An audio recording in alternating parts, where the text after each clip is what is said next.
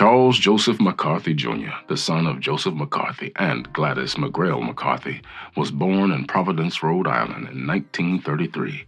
He was raised in Knoxville, Tennessee, after his father moved the family there in 1937 to take a position as a lawyer with the Tennessee Valley Authority, which is responsible for many of the physical and social changes that transformed the rural mountain region in the early 20th century.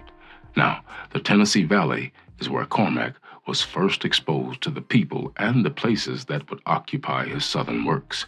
The nickname Cormac, the Gaelic equivalent of Charles, was a family nickname given to his father by his Irish aunts, a tradition that he carried on. Now, in contrast to the wretched lives of his characters, it seems that Cormac's upbringing was quite a comfortable one, at least on the outside. He grew up in a large white house staffed with maids, considerable acreage, and a wooded area nearby.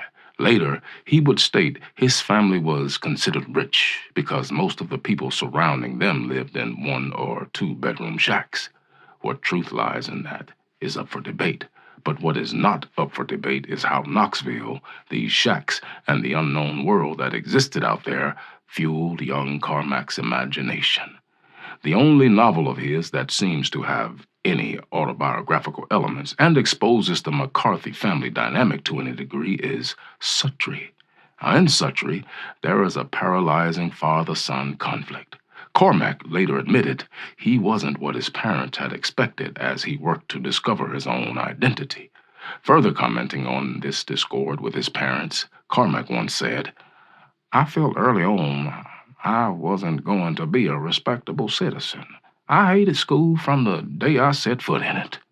Now, another vital element that would shape his writing was religion.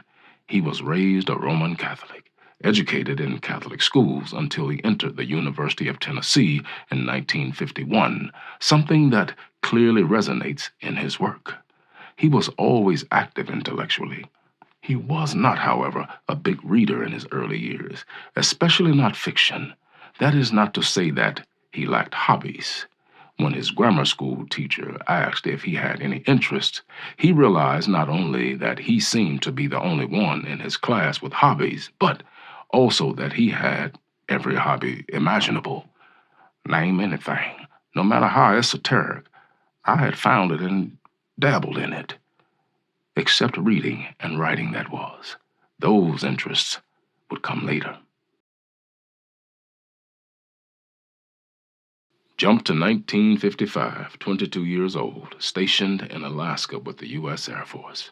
Ironically, it was there he discovered the great escape and beauty that books could provide. Now, to soothe the tedium in the barracks, he spent much of his spare time reading, discovering books that would pique his varied intellectual interests. "I read a lot of books very quickly," he would say, vague about which books left a deeper impression than others.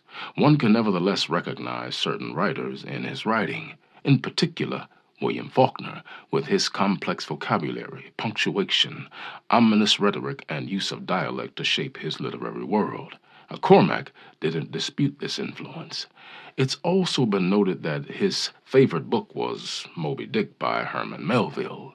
It is widely believed that his classic novel, Blood Meridian, beckons with distinct echoes of Melville's classic. His list of good writers, which included the likes of Melville, Dostoevsky, and Faulkner, was quite simple in its criteria.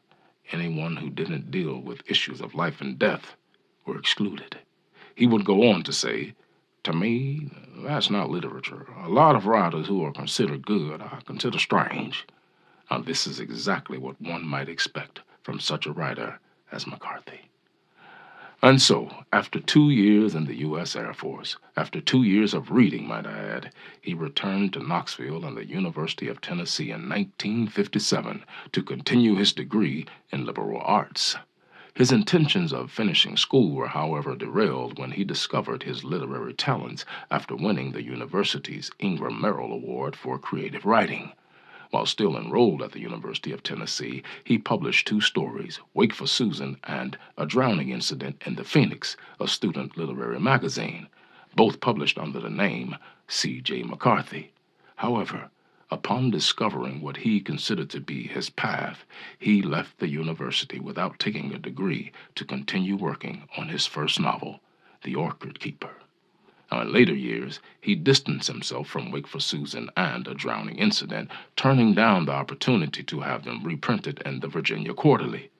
Time did not soften his view of those early works, as years later he would reaffirm his strong stance, stating that he hoped to be long in the grave before they surfaced again.